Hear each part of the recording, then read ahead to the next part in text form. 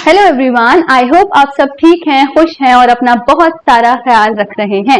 Welcome back to 365X और आज हम हमारी हिस्ट्री का थर्ड चैप्टर स्टार्ट करने वाले हैं and the name of our chapter is ruling the countryside. Okay, तो फर्स्ट और सेकंड चैप्टर में हम पढ़ चुके हैं कि किस तरह से ईस्ट इंडिया कंपनी आए थे इंडिया में as traders. Okay, and after that they started ruling the country. अलग अलग जगह पे उन्होंने अपना एडमिनिस्ट्रेशन स्टार्ट कर दिया।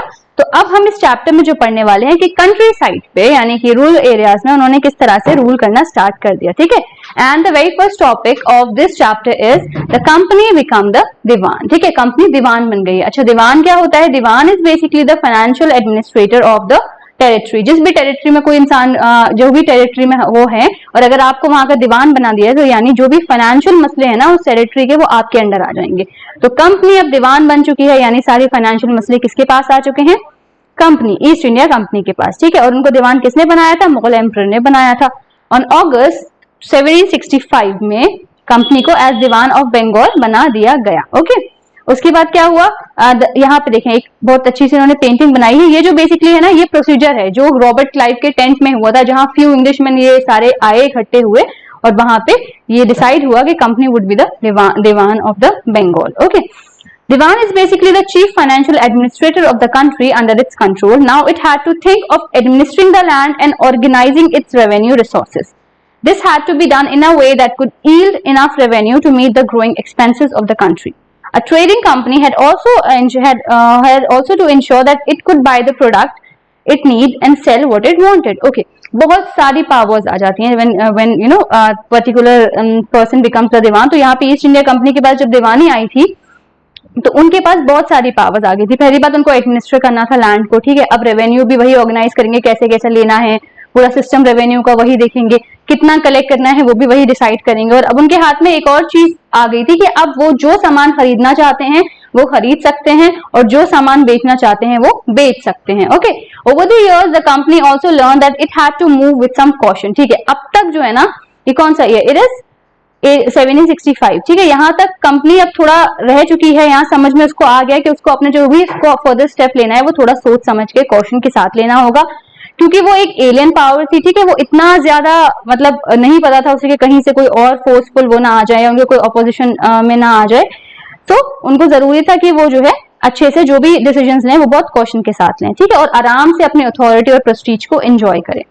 Those who had held local power had to be controlled, but they could not be entirely eliminated. अच्छा, कंपनी को ये भी समझ आ गया था कि जमींदार होते थे, ठीक है, या हेड ऑफ द विलेज होते थे, इन सबको अपने कंट्रोल में रखना है या उनसे बना के रखनी है अपनी, उनको कंप्लीटली खत्म नहीं करना है, बट उनको अपने थोड़ा फ्रेंडशिप काइंड ऑफ रखनी है कि वो आपकी बात माने, अपना काम भी चलवा लो उनसे, और उनको ऐसा भी नहीं कि सारी पावर भी उनको दे दो, पावर अपने हाथ में रखनी है, बट उनके साथ भी थोड़ी दोस्ती बना के रखनी है। उनको कंपनी को अब तक ये समझ में आ गया था। तो अब ये देखेंगे कि किस तरह से ये रेवेन्यू कंपनी ने जो उनको कहा गया था ना कि अब आप रेवेन्यू कलेक्ट भी करना है और उनके मेथड्स भी अब कंपनी डिसाइड करेगी। तो ये सारी चीजें उन्होंने कैसे डिसाइड की, we'll see in this topic, revenue for the company. अब कंपनी दीवान बन चुकी है लेकिन अभी भी वो खुद को एज ए ट्रेडर ही देखती है। ठीक है, It wanted a large revenue income but was unwilling to set up any regular system of assessment and collection. ठीक है, उनको रेवेन्यू बहुत सारा चाहिए था बट वो ये नहीं चाहते कि एक रेगुलर सिस्टम बन जाए असेसमेंट का और कलेक्शन ऑफ रेवेन्यू का। तो उनका जो बेसिक एफर्ट था वो बस यही था कि जितने ज्यादा रेवेन्यू, जितने ज्यादा पैसा आप अपने पास ला पाओ, जितना भी इंक्रीज कर पाओ उतना कर लो, और ताकि आप खूब सारा यहाँ से फिर वो फाइन कॉटन एंड सिल्क को यहाँ से खरीदते थे from India and they used to go to Britain, वहां जाके बेचते थे। और 5 साल के अंदर अंदर कंपनी ने इतना ज्यादा रेवेन्यू कलेक्ट कर लिया था कि the value of goods bought by the company in Bengal doubled.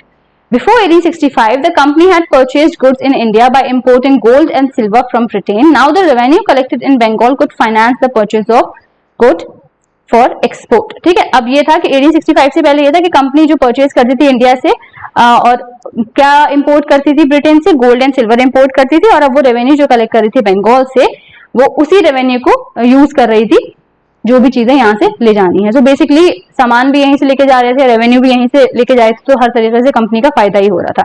It was very clear, यहाँ पे क्लियर काफी ज्यादा हो रहा था कि बंगाल की जो इकोनॉमी थी ना वो काफी ज्यादा क्राइसिस में आ गई थी, बहुत ज्यादा मसले खड़े हो रहे थे। अब लोग थोड़े से परेशान होना स्टार्ट हो गए थे। आर्टिसंस जो थे उन्होंने विलेजेस को छोड़ छोड़ के जाना शुरू कर दिया था, ठीक है, क्योंकि उनको जो है ना फोर्स किया जा रहा था कि भाई तुम वही मतलब जो हम तुम्हें पैसे बता रहे हैं कि अपना सामान इतने ही पैसों पे बेचोगे, उतने ही पैसों पे बेचो। तो they were forced to sell their goods at a low price. तो उन्होंने अपनी जगहों से जाना, अपने अपने विलेजेस से जाना शुरू कर दिया था। पेजेंट्स भी एकदम बिल्कुल हालत में नहीं रहे थे कि वो भी जो उनके ऊपर टैक्सेस लग रहे हैं उसको जो है पे कर पाए। ओके, और artisanal production was in decline, agriculture cultivation था वो भी काफी ज्यादा कोलैप्स होना स्टार्ट हो गया था। तो कंपनी का तो फायदा हो ही रहा था, बट बाकी जो लोग थे, आगे आर्टिसंस हो गए आपके और आपके पेजेंट्स हो गए, ये सब लोग बहुत परेशान थे क्योंकि कंपनी अपने हिसाब से सबको चलाना चाह रही थी and they did not wanted to do so.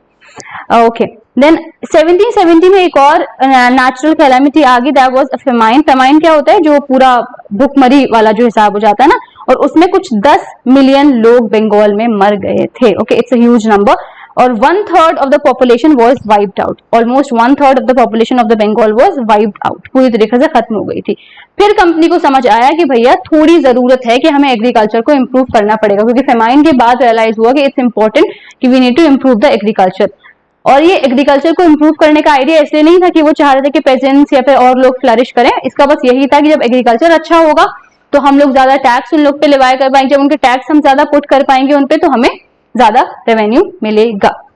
If the economy was in ruins, could the company be certain of its revenue income? Most company officials began to feel that investment in land had to be encouraged and agriculture had to be improved. तो समझ आ गया, मतलब यही कि company को ये समझ आ गया था कि भैया इकोनॉमी गड़बड़ रहेगी तो हमें रेवेन्यू नहीं मिल पाएगा, तो it's better that we put some effort और हम एग्रीकल्चर को थोड़ा सा इंप्रूव करें। अब ये कैसे होगा?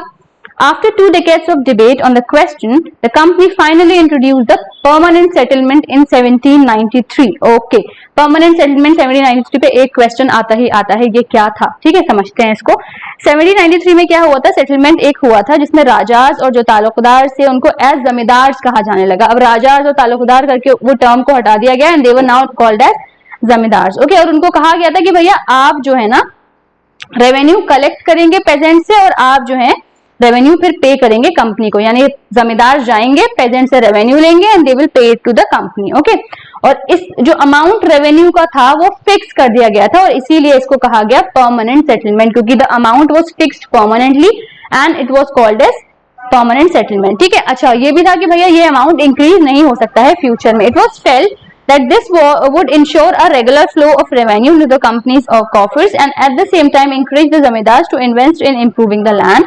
Since the revenue demand of the state would not be increased, the zamindar would benefit from increased production of the land. Okay, तो इसको थोड़ा सा easy language में समझते हैं। ठीक है, for example, I am a peasant. ठीक है, मैंने जो भी प्रोडक्शन किया है वो 100 रुपए का हुआ है। ठीक है, जो रेवेन्यू फिक्स्ड है कंपनी की तरफ से वो ये है कि भैया 50 रुपए मुझे देना ही देना है कंपनी को। किसके वाया जाएंगे? वो जमींदार के थ्रू जाएंगे। ठीक है, जमींदार ने मुझसे कहा भाई तुम्हें 70 रुपए देना है। ठीक है, उसके बाद जो एक्स्ट्रा जो पैसे बच रहे हैं ना जमींदार के पास, वो जमींदार के हो गए क्योंकि कंपनी को तो उसको एक फिक्स अमाउंट ही देना है। तो परमानेंट सेटलमेंट इज बेसिकली जिसमें ये कहा गया था कि आपको जो अमाउंट पे करना है कंपनी को वो फिक्स रहेगा, जो एक्स्ट्रा इनकम निकल कर आ सकती है प्रोडक्शन से वो जमींदार की हो जाएगी। तो जमींदार का फायदा था और कंपनी का फायदा था, लेकिन इसमें पेजेंट्स का फायदा नहीं था। अच्छा, अब इसमें परमानेंट सेटलमेंट में प्रॉब्लम क्या थी वो समझते हैं। इसमें प्रॉब्लम ये थी कि कंपनी ऑफिशियल्स को ये समझ आ गया था कि जमींदार जो है ना they were not investing in the improvement of land, और जो रेवेन्यू जो फिक्स हुआ था वो इतना ज्यादा था ना कि जमींदार को भी बहुत डिफिकल्ट हो रहा था पे कर पाना। ठीक है, और ये बात रखी गई थी परमानेंट सेटलमेंट में कि अगर कोई भी जमींदार कंपनी को वो जो पेमेंट उनको करना है वो नहीं कर पाएगा तो उनकी जिम्मेदारी छीन ली जाएगी या फिर जिम्मेदारी को ऑक्शन कर दिया जाएगा। तो इस टाइम पे जब परमानेंट सेटलमेंट का सिस्टम आया था तो कई सारी जिम्मेदारी थी जो सोल्ड ऑफ हो गई थी, यानी उनका ऑक्शन यानी उनका क्या हो गया था, पूरा वो बेच दी गई थी basically. By the first decade of the 19th century, the situation changed. The prices in the market rose and the cultivation slowly expanded. अच्छा, फर्स्ट डिकेड 19th सेंचुरी में और चीजें थोड़ी सी बदली। वो क्या बदली कि प्राइसेस जो है वो मार्केट में बढ़ते गए और कल्टीवेशन जो है वो थोड़ा कम होता चला गया, जिसका मतलब ये हो गया कि increase in the income of zamindar but no gain for the company. ठीक है, जो भी अब इस वाले में जब प्राइसेस बढ़े जब हुआ ना तो क्या हुआ कि जो भी फायदा हो रहा था वो इस टाइम जमींदार को हो रहा था, कंपनी के पास तो उतना ही जा रहा था, कंपनी को कुछ खास फायदा इस टाइम पे नहीं हो रहा था। इवन तो जमींदार did not have any interest in improving the land, जमींदार वैसे भी कुछ खास इंटरेस्टेड नहीं थे लैंड को इंप्रूव करने में। तो फिर जब ये देखा गया, क्योंकि बहुत सारे ऐसे जमींदार थे जिन्होंने वो पे नहीं कर पाए थे कंपनी को, तो उनको अपनी जिम्मेदारी से हाथ धोना पड़ा था। तो इस चक्कर में वो लोग भी कुछ खास इंटरेस्टेड नहीं थे इस सिस्टम में। तो उसके बाद ये हो गया कि उन्होंने ये कहा कि भैया हम तो नहीं कर पाएंगे इसको, लैंड को improve, and they were not interested in improving the land. अच्छा, ऑन द अदर हैंड जो विलेजेस में जो कल्टिवेटर्स थे उनको ये लगा कि भैया ये सिस्टम बहुत ऑप्रेसिव है, हमें तो हर तरीके से दबाया ही जा रहा है, एंड जो उनको पे करना पड़ा था रेंट जमींदार को, इट वाज सो हाई कि वो बेचारे परेशान हो रहे थे कि हम कहाँ से पे करें। कभी फॉर एग्जाम्पल कभी नहीं हो पाई इतनी अच्छी फसल, लेकिन आपने तो भैया जो आपको पैसा चाहिए वो फिक्स कर रखा है, कहाँ से देंगे आपको पैसा, ठीक है। तो कल्टिवेटर्स के लिए सिस्टम बहुत ऑप्रेसिव था, बहुत ज्यादा खराब था। To pay the rent he had to often take a loan from the money lender. अब कल्टिवेटर को भैया ये था कि पैसे तो देने ही देने हैं किसी भी तरीके से जमींदार को, तो कभी कभी वो क्या करते थे, they used to take the loan from the money lender. और जब वो लोन अगर वो वापस करने में नहीं हो पाए, नाकाम रहे, लोन जिससे लिया है उसको पैसे नहीं दे पाए वापस, तो क्या होता था, उनकी जो जमीन थी वो छीन ली जाती थी। तो बेचारे जो परेशान हो रहे थे इस वक्त वो थे कल्टिवेटर्स। ओके, ठीक है। अब कंपनी को भी समझ आ गया कि भैया हमें कुछ खास फायदा हो नहीं रहा है इस परमानेंट सेटलमेंट से, तो इसलिए उन्होंने एक नया सिस्टम को इंट्रोड्यूस कर दिया। A new system is devised, और वो नया सिस्टम क्या था? By the early 19th century, many of the company officials were convinced that the system of revenue had to be changed again. East India company के officials को ये समझ आ गया था कि भैया ये वाला सिस्टम नहीं चल पाएगा परमानेंट सेटलमेंट वाला, चलो कुछ चेंज करके देखते हैं, ठीक है। In the north western province of Bengal presidency, जो इस टाइम पे जो ये एरिया की बात करें ना, ये अब उत्तर प्रदेश में आ गया है, ठीक है। एंड इंग्लिशमैन थे हॉल्स मैकेंजी, उन्होंने एक नया सिस्टम को डिवाइस किया था 1822 में, ठीक है। उनके हिसाब से ये था कि village was an important social institution in north Indian society and needed to be preserve, ठीक है। होल्ट को ये लगा था कि विलेज जो है एक इंपॉर्टेंट इंस्टीट्यूशन है नॉर्थ इंडिया के टाइम पे, और उनको थोड़ा प्रिजर्व करना जरूरी है। तो उन्होंने क्या किया, he felt that under his direction उन्होंने कलेक्टर्स को भेजा, जो विलेज टू विलेज जाते थे, वो वहां पे इंस्पेक्शन करते थे लैंड का कि कितना कितना किसका लैंड है, फील्ड्स को मेजर कर रहे हैं, और देखते थे कि भाई वहां के क्या कस्टम्स हैं, क्या डिफरेंट ग्रुप्स इस टाइप की प्रैक्टिसेस को फॉलो कर रहे हैं। तो एस्टिमेटेड रेवेन्यू जो था हर ईच प्लॉट का वो ऐड कर दिया जाता था, और फिर ये हो जाता था कि ठीक है, सारे जाके प्लॉट्स को देखा, सबको मेजर किया, और फिर एक एस्टिमेट निकाल लिया कि इस विलेज को, यानी विलेज को उस टाइम टर्म दे देता महल, इस महल को इतना रेवेन्यू पे करना है, ठीक है। अब हर किसी का अलग अलग नहीं हो गया था, वो एक एस्टिमेट निकाल के दे दिया गया था कि भैया एक महल से इतना रेवेन्यू आना है। This demand was to be revised periodically. अच्छा, ये परमानेंट नहीं था, this has to be revised periodically.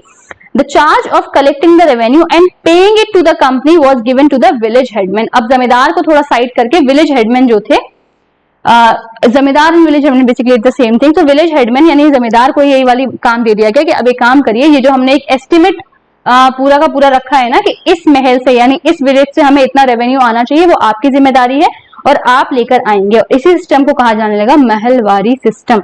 ये महलवारी सिस्टम में जो महल आया है ना, दैट मीन्स विलेज, ठीक है। Now we'll talk about the Munro system, ठीक है। एक और सिस्टम आया, दैट इज मुनरो सिस्टम, और उसका नाम है रैयतवारी सिस्टम। अच्छा, what was there in Ryotwari? Permanent settlement समझ आ गया। परमानेंट सेटलमेंट में क्या था कि जो रेवेन्यू पे करना है वो फिक्स्ड था, ठीक है। आपका जो दूसरा महलवारी सेटलमेंट है उसमें क्या था, रेवेन्यू जो पे करना है वो एज पर्सन टू पर्सन नहीं था, बट एज अ महल वो एस्टिमेट निकाल के आपको देना होगा, और उसको जिम्मेदार कौन होगा, किसको देना होगा, जमींदार को देना होगा। नाउ मुनरो सिस्टम में देखते हैं, ब्रिटिश टेरिटरीज जो साउथ में थी, there was similar move away from the idea of permanent settlement. The new system that was devised came to be known as रैयतवार और रैयतवारी सिस्टम। एक और सिस्टम लेकर आए, जिनका नाम था मुनरो, और वो सिस्टम कौन सा लेकर आए थे, रैयतवारी सिस्टम। ये it was tried on a small scale by Captain Alexander Red in some of the areas that was taken over by the company after the war with Tipu Sultan. जब टीपू सुल्तान के बाद कुछ एरिया कंपनी ने अपने अंडर लिया था उस वक्त, तो ये वाला सिस्टम जो रैयतवारी सिस्टम है, ये कैप्टन अलेक्जेंडर रेड ने थोड़े जगह पे कुछ ट्राई करके देखा था कि ये वर्क करेगा या नहीं करेगा, और उसके बाद इस सिस्टम को और ज्यादा डेवलप किसने किया, थॉमस मुनरो ने। This system was gradually extended all over south India. उसके बाद फिर ये सिस्टम पूरे साउथ इंडिया में फैल गया, या फिर मतलब कहा जाएगा अभी सिस्टम फॉलो होगा। Read and Munro felt that in the south there was no traditional zamindar. अच्छा, इनको ये समझ आ गया था कि साउथ में ट्रेडिशनल जमींदार नहीं है। The settlement, they argue, had to be made directly by the cultivators. Cultivators यानी रैयत, ठीक है, who had tilled the land for generations. Their field had to be carefully and separately surveyed before the revenue assessment was made. Munro thought that the British should act as a paternal father figure, protecting the rayats under their charge. Okay, तो उन्होंने ये कहा कि भैया जो रैयत हैं यानी जो कल्टीवेटर्स हैं, इनको एक काम करेंगे कि ये जो है डायरेक्टली जो अपने लैंड को टिल करेंगे, क्योंकि बहुत टाइम से अपने लैंड को खेती वेती करते हुए आ रहे हैं, so they will do that. लेकिन जो ब्रिटिशर्स होंगे they will be as a paternal father figure, और ये प्रोटेक्ट करेंगे सारे कल्टीवेटर्स को अंडर देम।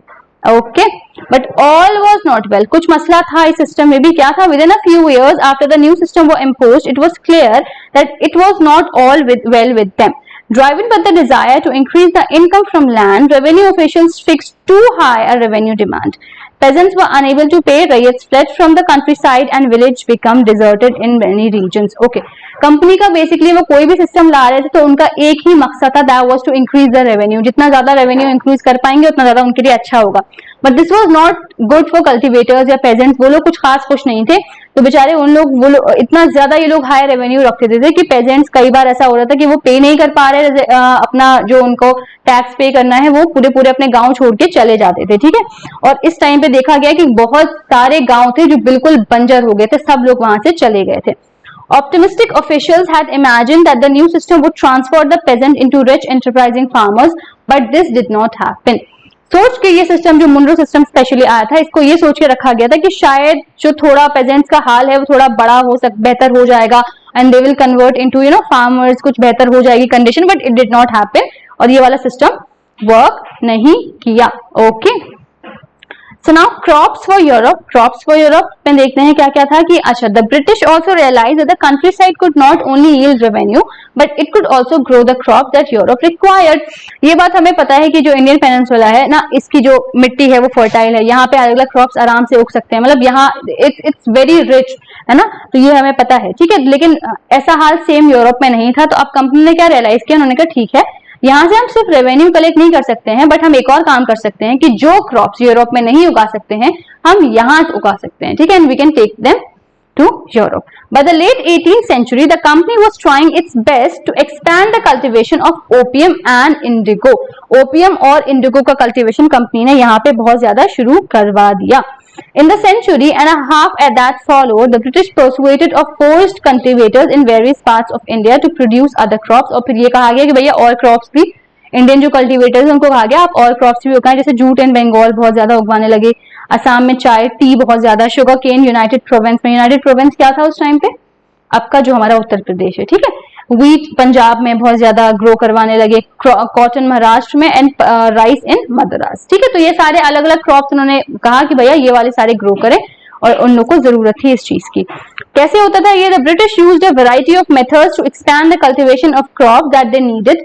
वो सिर्फ उन क्रॉप्स को उगा रहे थे जिनकी उनको जरूरत थी, और वो कई सारे नए नए मेथड्स ला रहे थे उन सारे क्रॉप्स को उगाने के लिए। ओके, अच्छा, यहाँ पे दो पिक्चर्स दी हुई हैं, एक कलमकारी आर्ट है और एक मॉरिस कॉटन प्रिंट है। ये दोनों प्रिंट में आप देख सकते हैं कि जो एक चीज कॉमन है that is the blue colour. ठीक है, अच्छा, वो ब्लू कलर कहाँ से आया है? वो ब्लू कलर आया है आपका इंडिगो से, जो नील होता है ना, नील, उससे आया है। ठीक है, ये किसने बनाई है? Design and produced by William Morris. जो ये वाली है मॉरिस कॉटन प्रिंट, ये विलियम मॉरिस ने बनाई है, एक फेमस पोइट एंड आर्टिस्ट है वो 19th सेंचुरी के ब्रिटेन के। और इसमें जो चीज कॉमन है दैट इज दोनों में रिच ब्लू कलर यूज हुआ है, जिसको हम बोलते हैं इंडिगो। ठीक है, The blue that you see in these prints were produced from a plant called indigo. It is likely the blue dye that used in the Morris prints in the 19th century. Britain was manufactured from indigo plants cultivated in India, for India was biggest supplier of indigo in the world at that time. So basically उस time पे Indigo India में बहुत ज्यादा उगाया जाने लगा था, और India was one of the biggest supplier of Indigo in the world. ठीक है, पूरी दुनिया में यहाँ से खूब इंडिगो जाने लगा था। अच्छा, why the demand for Indian indigo? क्यों इंडियन इंडिगो की डिमांड बहुत ज्यादा थी? The indigo plant growth primarily in the tropics. By the 13th century, Indian indigo was being used by cloth manufacturers in Italy, France, Britain to dye cloth. ठीक है, इन सारी countries में Indigo use होने लगा था कपड़ों को डाई करने के लिए। ठीक है, however only small amount of Indian Indigo reached the European markets and it's price were very high. European cloth manufacturers therefore had to depend on another plant called woad to make violet and blue dyes. ठीक है, European market में काफी कम पहुंच पा रहा था Indigo, क्योंकि इसकी प्राइस बहुत ज्यादा हाई थी, तो इसीलिए वो एक और प्लांट का यूज करने लगे इंडिगो के अलावा, दैट वाज वोड। वोड थोड़ा सा पर्पलिश वॉलेट कलर का कुछ रंग लाता है। Okay, Being a plant of the temperate zone, wood was more easily available in Europe. अच्छा, wood ज्यादा आसानी से यूरोप में अवेलेबल था than indigo. It was grown in northern Italy, southern France, and in the parts of Germany and Britain. ठीक है, worried by the competition from indigo, wood producers in Europe pressurized their government to ban the import of indigo.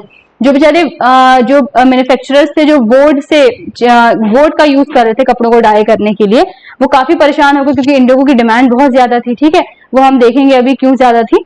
तो उन्होंने क्या किया, अपनी government को ये request किया कि प्लीज आप इंडिगो का बैन खत्म कर दें, इंडिगो को बैन लगा दें बेसिकली, कि वो हमारी कंट्री में इंपोर्ट ना हो पाए क्योंकि हमें उससे बहुत ज्यादा नुकसान हो रहा है। क्लोथ डायर्स जो है वो हमेशा इंडिगो को ज्यादा प्रेफर करते थे। क्यों प्रेफर करते थे? क्योंकि इंडिगो से ज्यादा रिच ब्लू कलर आता है, जबकि जो डाई वुड प्रोड्यूस करता है वो थोड़ा पेल और थोड़ा डल होता है। ठीक है, तो इंडिगो बहुत ज्यादा रिच ब्लू कलर देता था कपड़ों को, ज्यादा वुड जो है वो काफी थोड़ा डल कलर देता था।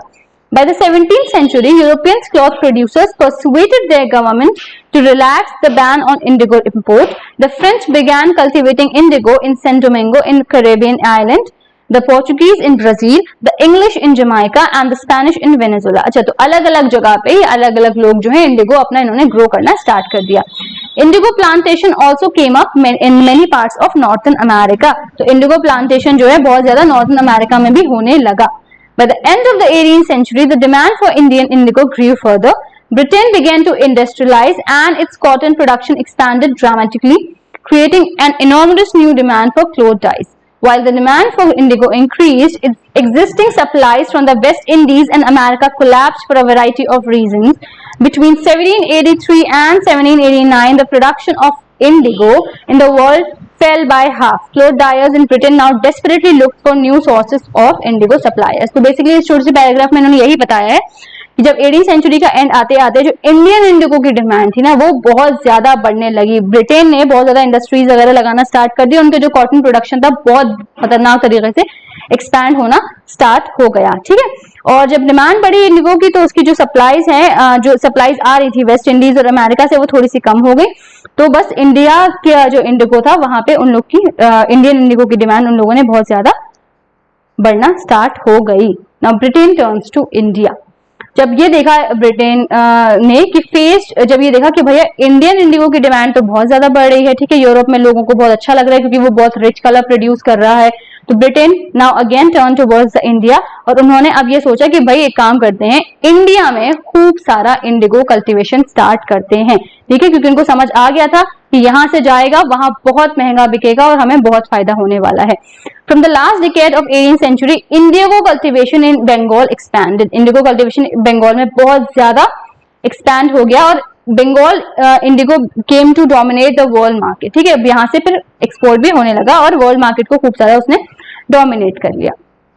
1788 में 30% of the Indigo imported into Britain was from India. ठीक है, ये term by 1810 the proportion had gone up to 95%। इतना ज्यादा यहाँ से इंडिगो जो है एक्सपोर्ट होने लगा था कि 1788 में क्या था कि 30% जो इंडिगो इंपोर्ट हो रहा है वो इंडिया से हो रहा था एंड 1810 तक आते आते कितना 95% जो एक्सपोर्ट हो रहा था इंडिगो वो इंडिया से हो रहा था। एज द इंडिगो ट्रेड ग्रू, बहुत ज्यादा बढ़ गई थी इंडिगो की ट्रेड, तो कमर्शियल एजेंट्स और ऑफिशियल्स जो है उन्होंने इन्वेस्ट करना शुरू कर दिया इंडिगो प्रोडक्शन में। ठीक है, उन्हें फायदा देखा, उन्होंने यहाँ पे खूब ज्यादा इन्वेस्ट करना स्टार्ट कर दिया। Over the years many company officials left their jobs to look after the indigo business. अब इन लोग बहुत सारे ऐसे ऑफिशियल्स थे जो कुछ जॉब कर रहे थे but they left their job, उन्होंने इंडिगो बिजनेस में अपना थोड़ा सा सोचा कि चलो हम इसमें जाते हैं क्योंकि वो बहुत ज्यादा अट्रैक्ट हो गए थे हाई प्रॉफिट से जो मिल रहा था। ठीक है, कई सारे स्कॉटिश मैन, इंग्लिश मैन आए थे इंडिया में और वो यहाँ पे आके प्लांटर्स बन गए थे। तो बेसिकली वो वहां से अपनी जॉब छोड़ कर आ रहे थे एंड वो यहाँ पे आके they were taking the job of planters, वो प्लांटर्स बन गए थे और वो किस चीज की प्लांटेशन, किस चीज का कल्टीवेशन कर रहे थे, they were doing Indigo cultivation. और जिसके पास जो भी लोग थे जो वहां से आ रहे थे और उनके पास इतना पैसा नहीं था कि वो प्रोड्यूस कर पाए इंडिगो को, वो क्या करते थे, वो कंपनी से लोन लेते थे और उसके बाद कुछ अपना कल्टीवेशन स्टार्ट करते थे। And how is Indigo cultivated? दो सिस्टम थे इंडिगो कल्टीवेशन के, निच एंड रयोती। ठीक है, within the system of niche cultivation, the planter produced indigo in lands that he directly controlled. He either bought the land or rented it from other zamindars and produced indigo by directly employing hired labor. अच्छा, Indigo कैसे हो रहा था? दो system से Indigo cultivate हो रहा था, निच एंड रयोती। हो सकता है एक या दो मार्क के क्वेश्चन में पूछ लिया जाए कि कौन से दो सिस्टम थे जिनसे इंडिगो कल्टीवेट हो रहा था। जो निच सिस्टम था उसके हिसाब से ये था, जो प्लांटर्स थे वो इंडिगो को प्रोड्यूस करते थे डायरेक्टली उन लैंड्स पे जिन पे वो खुद कंट्रोल कर रहे हैं, और वो लैंड को या तो वो खुद खरीद लेते थे या फिर वो किराए पे ले लेते थे फ्रॉम द जमींदार्स, और उस पे वो इंडिगो कल्टीवेशन करते थे। अब इस निच कल्टीवेशन के साथ प्रॉब्लम क्या थी, जिसपे वो जो खरीद के इंडिगो कल्टीवेशन कर रहे हैं, इससे प्रॉब्लम क्या थी, उसमें ये प्रॉब्लम थी कि निच प्लांटर्स काफी ज्यादा उन लोगों को डिफिकल्टी हो रही थी अपना जो एरिया है ना जिसमें वो इंडिगो कल्टीवेट कर रहे हैं उसको एक्सपैंड करना, यानी उसको बढ़ाने के लिए, ठीक है, क्योंकि इंडिगो जो है ना फर्टाइल लैंड्स पर ही कल्टीवेट हो सकता था, और they were all already densely populated. बहुत कम प्लॉट्स ऐसे थे जो ज्यादा डेंसली पॉपुलेटेड नहीं थे, तो वो उसी को एक्वायर करते थे उन प्लॉट्स में और उनमें इंडिगो उगाते थे। Planters needed large areas in compact blocks to cultivate indigo in plantation. Planters को बहुत ज्यादा थोड़े बड़े जगह की जरूरत थी, बड़े लैंड की जरूरत थी जहां पे वो इंडिगो का कल्टीवेशन कर पाए, ठीक है। एंड उसके बाद फिर यहाँ पे क्या हुआ, Where could they get such land from? कुछ क्वेश्चंस आ गए कि इनको ये लैंड कहाँ से मिल सकता था। उन्होंने क्या किया, उन्होंने they attempted to lease in the land around the indigo factory and evict the peasants from the area, but this always led to conflicts and tensions. Nor was labor easy to mobilize. A large plantation required a vast number of hands to operate, and labor was needed pricely at the time when peasants were usually busy with their rice cultivation. Nij cultivation जो है वो large scale पे हो रहा है, also required many ploughs and bullocks, ठीक है। निच कल्टीवेशन को बहुत ज्यादा प्लाउज और बुलक्स की जरूरत होती थी। फॉर एग्जाम्पल अगर 1 बीघा में आप इंडिगो कल्टीवेट कर रहे हो तो वहां पे आपको 2 प्लाउ लग रहे हैं, ठीक है। इसका मतलब ये होगा कि अगर आप 1000 बीघा में इंडिगो कल्टीवेशन कर रहे हो वहां पे आपको 2000 प्लाउ लग रहे हैं। अब इस वक्त आपको वो प्लाउ नहीं मिल पाते थे क्योंकि जिस टाइम पे इंडिगो कल्टीवेट किया जा रहा था उसी वक्त उसी साइमल्टेनियसली राइस कल्टीवेशन भी चल रहा होता था, और राइस जो है ना आपका वो ज्यादा मतलब जो हमारे पेजेंट्स थे उन लोग को वो ज्यादा प्रेफर करते थे राइस कल्टीवेशन, क्योंकि इंडिगो उनको लगता था कि भाई ये तो एक्सपोर्ट होकर बाहर ही जाने वाला है, इससे कुछ खास फायदा नहीं होगा हमें। They preferred rice over indigo. Investing on purchase and maintenance of ploughs was a big problem. अच्छा, अब ये मसला भी है कि भैया आपको 1000 बीघा में खेती करनी है तो आपको वहां 2000 प्लाउ लगेंगे। इतने सारे प्लाउ लाएंगे कहां से, पैसा भी तो बहुत ज्यादा चाहिए इसके लिए। और मेरा मसला ये था कि भाई प्लाउ और बुलक जो है आसानी से अवेलेबल भी नहीं थे, क्योंकि इसी टाइम पे बता दिया ना आपको कि राइस भी कल्टीवेट हो रहा था। Till the late 19th century, planters were therefore reluctant to expand the area under niche cultivation. Less than 25% of the land producing indigo was under this system. The rest was under an alternative mode of cultivation, the Rayoti system. Indigo on the land of Rayats, ठीक है। अब देखते हैं Indigo जो है रैयत के land पर कैसा था। Under the ryoti system the planters force the ryot to sign a contract. अच्छा, जो प्लांटर्स थे उन्होंने फोर्स किया था रैयत को कि भैया आपको एक हमारे साथ कॉन्ट्रैक्ट साइन करना पड़ेगा, और उस अग्रीमेंट का नाम था सट्टा, ठीक है। At times they pressurise the village headman to sign the contract on behalf of the ryot. अगर रैयत नहीं करते थे ना किसी भी उसको, अगर वो मना करते थे कि भाई हम ये अग्रीमेंट साइन नहीं करेंगे, तो क्या होता था, उन्होंने ये कहा कि ठीक है कोई और हम जो है अब जो विलेज हेडमैन है वो इस कॉन्ट्रैक्ट को साइन करेंगे। Those who signed the contract got cash advance from the planters at low rates of interest to produce indigo, but the loan committed the Rayat to cultivation indigo on at least 25% of area under his holding. The planter provided the seed and the drill, while the cultivators prepared the soil, sowed the seed and looked after the crop. अच्छा, system में बस ये था कि जो planters थे वो provide करते थे आपको जो है सीड और ड्रिल प्रोवाइड कर देंगे, बाकी कल्टीवेटर जो है वो सारा सॉइल को प्रिपेयर करना इंडिगो के लिए, बीज को बोना और पूरा फसल देखना, वो सारा काम किसका होता था, वो सारा काम होता था कल्टीवेटर का। ओके, यहाँ पे इन्होंने देखें दिखाया हुआ है किस तरह से एक इंडिगो फैक्ट्री पूरी की पूरी लोकेट कर दी गई है इंडिगो फील्ड्स के आसपास, और ये पेंटिंग है विलियम सिम्पसन की, और ये पेंटिंग है 1863 की। Okay, when the crop was delivered to the planter, ठीक है, जब कल्टीवेटर ने सारा काम कर लिया, पूरी क्रॉप उग गई, अब वो क्रॉप कहाँ जाती थी, प्लांटर के पास जाती थी। आफ्टर द हार्वेस्ट उसके बाद एक नया लोन जो है वो रैयत को दे दिया जाता था, और ये साइकिल कंटिन्यू रहती थी। Peasants who were initially tempted by the loan soon realized how harsh the system was, ठीक है। शुरुआत में तो पेजेंट्स को मजा आ रहा था कि हाँ चलो ठीक है कुछ ऐसा मतलब ठीक है हमें भी बेहतर लग रहा है, लेकिन उसके बाद उनको रियलाइज हुआ कि सिस्टम काफी हार्श था। क्यों? क्योंकि द प्राइसेस जो उनको इंडिगो के लिए मिलते थे ना, इंडिगो को उगाने के लिए मिलते थे, वो बहुत ज्यादा कम थे, और जो ये था ना मतलब ये उनको समझ में आ गया था भैया ये तो चल ही रहा है, और हमें जो पैसा मिल रहा है ना, हम जो इतनी मेहनत कर रहे हैं और हमें जो उगाने के लिए पैसा मिल रहा है that is very low. There were other problems too, और भी कुछ मसले थे इंडिगो प्लांटेशन के साथ। वो ये था, the planters usually insisted that indigo be cultivated on the best soil in which peasants preferred to cultivate rice। अच्छा, जो प्लांटर्स थे वो ये चाहते थे कि इंडिगो को उस बेस्ट सॉइल में उगाया जाए जहां पे राइस कल्टीवेशन चल रहा है। अच्छा, इंडिगो के साथ मसला ये होता है कि अगर आपने एक जमीन पे नील उगा दिया ना, तो वो सॉइल की फर्टिलिटी को खत्म कर देता है। उसके बाद आप दूसरा क्रॉप, या तो आपको बहुत लंबा टाइम लेना पड़ेगा दूसरा क्रॉप को उगाने के लिए, या मसला फिर पड़ जाएगा कि आप जो है दूसरा क्रॉप शायद उस पर उगा भी ना पाए। तो इंडिगो जो है ना बहुत ज्यादा फर्टिलिटी सॉइल की ले लेता है। Okay, indigo had deep roots, indigo की बहुत ज्यादा डीप रूट्स होती हैं और वो पूरा सॉइल को एग्जॉस्ट कर देता है, बुरी तरीके से पूरी फर्टिलिटी ले ली और सॉइल जो है उसके बाद कुछ और कोई और फसल को बेहतर करने के या कोई और फसल को उगाने के लिए नहीं रह पाती थी बहुत वक्त के लिए। अब आएगा the blue rebellion and after 1859 मार्च में ये हुआ था कि बहुत सारे रैयत जो बंगाल के थे उन्होंने कह दिया कि भाई हम नहीं उगाएंगे इंडिगो, बहुत मसले खड़े हो रहे हैं, हमें मिल भी नहीं रहा कुछ खास पैसा, तो हम इंडिगो नहीं उगाएंगे। जब रेबेलियन बढ़ा तो रैयत ने रिफ्यूज कर दिया कि भाई हम जो है रेंट भी पे नहीं करेंगे प्लांटर्स को, और उन्होंने इंडिगो फैक्ट्रीज पे खतरनाक तरीके से कर दिया अटैक। सोर्ड्स के साथ, बोस के साथ, एरोज के साथ, जो मिल पाया उसके साथ उन्होंने अटैक कर दिया। Even women were included in this, तो सारे औरत आदमी सब मिलके उन्होंने इंडिगो जो फैक्ट्रीज थी उन पर अटैक कर दिया, क्योंकि उनको लगा कि it is actually a very hard system और हमें इससे कुछ खास फायदा नहीं हो रहा है। जो प्लांटर्स जो वर्क कर रहे थे उन्होंने उनको कहा, मतलब जो भी काम कर रहे थे उन्हें भी बॉयकॉट कर दिया कि भाई तुम इंडिगो की खेती करवा रहे हो तो हम आपको भी बॉयकॉट करेंगे। ओके, और जो एजेंट्स थे प्लांटर्स के यानी गमस्थास, उनको भी कहा गया, जब वो आते थे ना कलेक्ट करने के लिए कि भाई लाओ पैसे दो, तो उनको भी बहुत बुरी तरीके से मारा जाने लगा और उनको भी खास भाव नहीं दिया गया। तो रैयत जो है उनको समझ में आ गया कि अब मसला होगा, और ये जो रेबेलियन था वो बहुत ज्यादा बड़ा और ये काफी वायलेंट भी हो गया था। अच्छा, why did the Indigo peasants decided that they would not no longer remain silent? Who gave them the power to rebel? अब ये भी जरूरी है कि अचानक से तो किसी के दिमाग में नहीं आता ना कि अब हमें जो है नहीं उगाना है, अब हमें ये नहीं करना है, वो नहीं करना है। कौन था ऐसा या कौन लोग थे जिन्होंने उनको एनकरेज किया था कि भाई आप प्लीज इस चीज के खिलाफ आवाज उठाएं, because it is very bad. Clearly उस टाइम पे जो इंडिगो सिस्टम था वो काफी ज्यादा ऑप्रेसिव था। ये तो इतने टाइम से देखते हुए आ रहे हैं कि एक तो वो सॉइल की फर्टिलिटी खत्म कर देता है, ठीक है, फायदा सिर्फ और सिर्फ कंपनी को हो रहा था, उसके अलावा जो लोग उगा रहे हैं, जो बेसिकली मेहनत कर रहे हैं, उनको खास कुछ मिल नहीं रहा था। और जिस टाइम पे इंडिगो उगाया जा रहा है सेम टाइम पे राइस कल्टीवेशन हो रहा है, तो राइस कल्टीवेशन भी कहीं ना कहीं इंडिगो की वजह से सफर कर रहा था, ठीक है।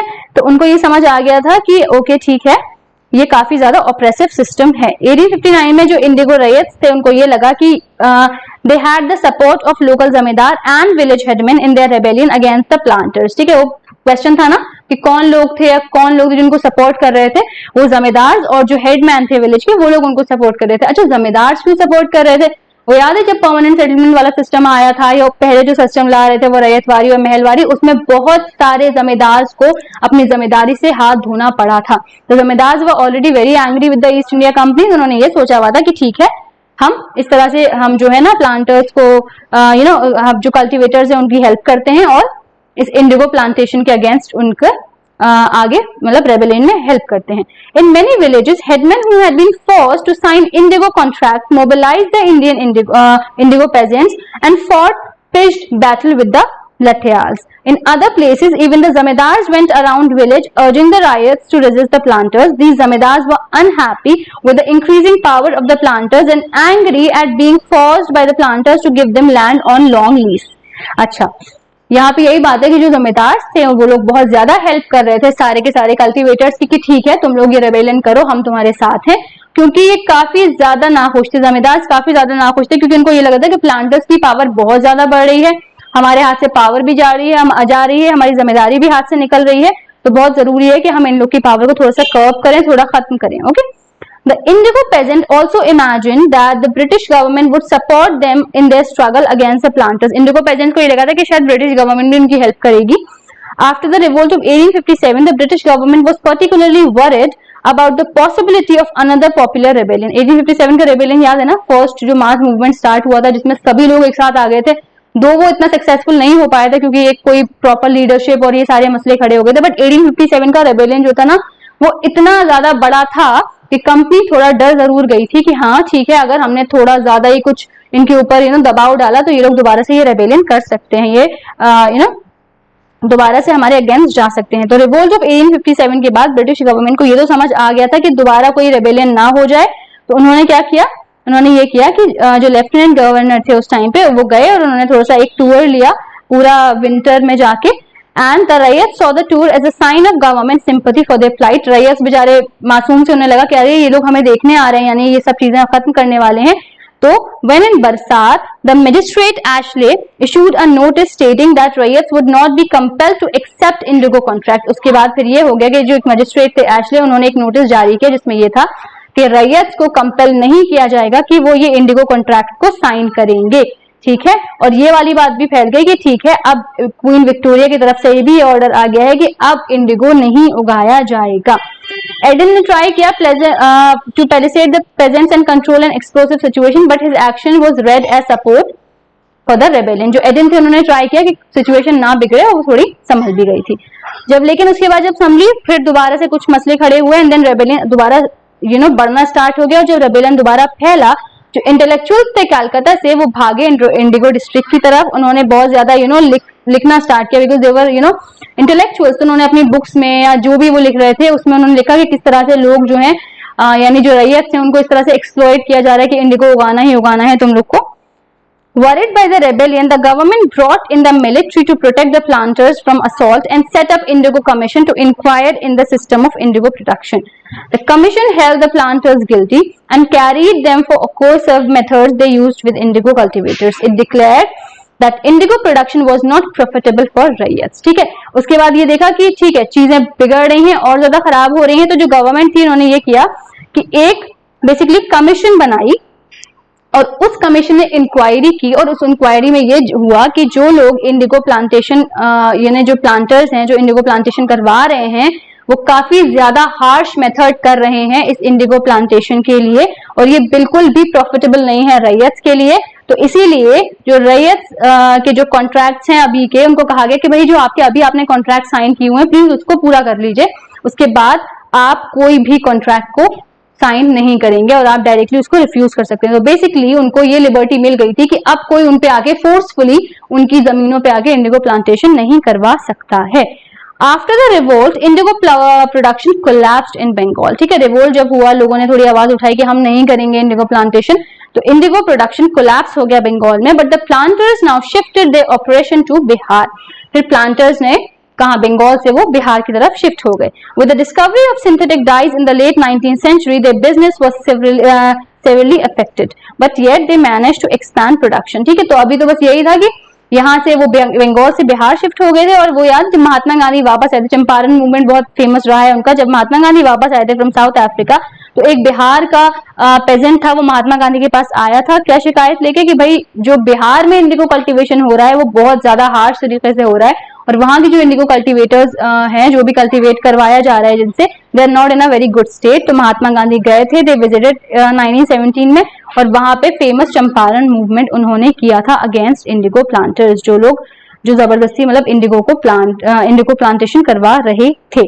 ठीक है, so this was about this chapter. तो इसमें बेसिकली हमने क्या पढ़ा था, इसमें हमने ये सिस्टम्स के बारे में पढ़ा था, that was permanent system, then Mahalwari system, then Ryotwari system. उसके बाद हमने देखा कि किस तरह से जब ब्रिटेन में ये देखा गया कि यहाँ की जो जमीन है यानी इंडिया की जमीन है that is good and that is fertile, तो यहाँ पे इन्होंने इंडिगो प्लांटेशन स्टार्ट करवा दिया। बट जो यहाँ के कल्टीवेटर्स थे उनको कुछ खास फायदा नहीं हुआ, और जब कल्टीवेटर्स को फायदा नहीं हुआ तो उन्होंने रेबेलियन वो कर दिया, स्टार्ट कर दिया, and they रेबल्ड against the company. And जब उन्होंने ज्यादा रेबेलियन किया तो उसके बाद फाइनली ये चीज डिसाइड हो गई कि कोई भी फोर्सफुली इंडिगो प्लांटेशन नहीं करवा पाएगा। Okay, so this was about this chapter. So I hope आपको समझ आया हो। कोई भी क्वेश्चन हो, क्वेरीज हो, कंफ्यूजन हो, प्लीज उसको नोट डाउन कर लीजिए and we'll discuss in the doubt class. And stay connected with 365X and और भी लोगों को हमारे साथ जोड़िए। Until then, take care. I'll see you in the next class. Bye bye.